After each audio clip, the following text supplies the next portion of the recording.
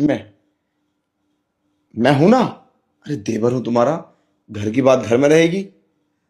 पर वैसे भी तुम परेशान हो भैया से, मैं सब जानता हूं। अब मुझसे क्या ही छुपाना, क्यों छुपा रही हो मुझसे? हैं? मैं तो कहता हूं मेरी बात समझो और मुझसे प्यार करो। अच्छा, मैं तुमसे प्यार करूं? अरे और किससे करोगी? 5 साल हो गए शादी को। घर में खुशी ऐसे नहीं आने वाली।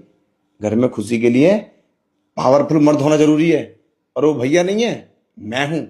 वैसे ही भाभी, तुम एक बार भी मेरे पास रहोगी ना, तो पहले दिन ही तुम्हारा बच्चा कर दूंगा मैं, सच में।